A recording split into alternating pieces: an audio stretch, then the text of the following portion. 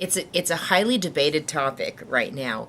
Is it video conferencing? Is it telepresence? Is telepresence a subset of video conferencing? If it is, where's the break?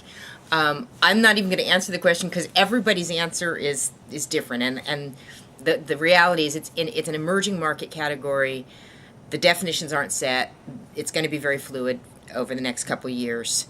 Right now, what we are doing is we are trying to talk about, for our new products, our next generation products, we're really classifying them as visual communications. We do differentiate between video conferencing. Now, technically, they are video conferencing systems, but when people hear the words video conferencing, they think of those old view stations, those old picture-tell systems, which are unfortunately still out there, and that's what people's perception of video is fuzzy images, high latency, poor audio. So we're making a conscious decision to describe our newest products as visual communications, and that fits under a banner of a vision we call VC2. It's everything from the top end of the line, the RPX, all the way down to our HDX 4000, which is that executive desktop. So we really talk about visual communications, and then within visual communications, there's a subset of immersive telepresence. And the immersiveness of an RPX or TPX room, again, that's sort of what differentiates Polycom, is this room within a room experience that you have here with the RPX suite. We also are working very hard to get people to understand that visual communications is more than interaction over video. Visual communications includes streaming video, streaming live video, making video available for on-demand playback. It includes multi-point, so bridged calls of more than 2 participants, 3 or 300 or thousands. If you could, for instance, set up a bridge call and have any number of active participants in the bridge call, but then you could also stream that live call to as many people. We support multicast streaming, so you could stream a live call to as many people as you want to stream it to. So we're really, again, pushing the limit. Traditional video conferencing is usually one room talking to another room. Our VC2 vision includes real-time interactive video, near real-time streamed video, non-real-time recorded video made available for on-demand playback. And includes audiences of two rooms to thousands or even potentially millions of people.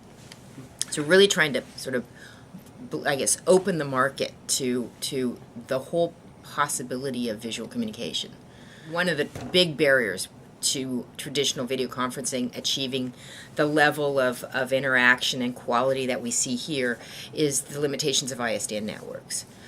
So video over IP networks, advances in encoding and video processing technology, advances in chipsets. You can just do more. That Moore's law thing of every generation of chips gives you more processing power for generally a lower cost.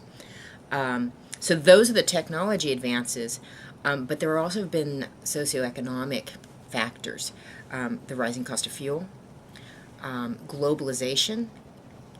Companies, enterprises, and even government agencies increasingly have to deal with workforces that are spread out over larger and larger distances.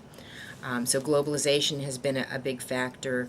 And then more recently, and in particular in EMEA, not as much so far in North America and Asia, but in particular in EMEA, concern with the environment and global warming and carbon footprint. We're seeing carbon footprint reduction and green initiatives really driving business in EMEA, not seeing as much as maybe we would like to in North America and Asia. It's interesting. Asia, it's little kind of pockets in Australia, New Zealand, Singapore. Very big concerns, and we're seeing adoption of green initiatives. In other parts of Asia, not so much. But I think that over time, it'll become a global phenomenon. So those things that, again, that just cost of fuel, difficulty of travel, that just travel's tough now. It's not even a matter of dollars necessarily. It's just the difficulty and the loss of productivity. So concern with lost productivity due to travel. All of those factors. And then one other factor is an emerging workforce that's video savvy. So we've got an emerging workforce, people coming out of college, people in their 30s who, maybe graduated college 10 years ago, who are very comfortable with Skype, with iVideo, with YouTube. They're comfortable being on video. They're comfortable learning via video. And they're comfortable communicating via video. And so there's a little bit, again, people who are maybe in their late 30s and older, whose experience of video, again, it's that old icky video conferencing, and they're not ready to adopt it. But as we've got this new generation of workers coming into the workforce, they just embrace technology. So I think all of those factors, any one of them by itself probably wouldn't drive the hyper growth that we're seeing, but all of them together, we talk about it being sort of a perfect storm for our industry.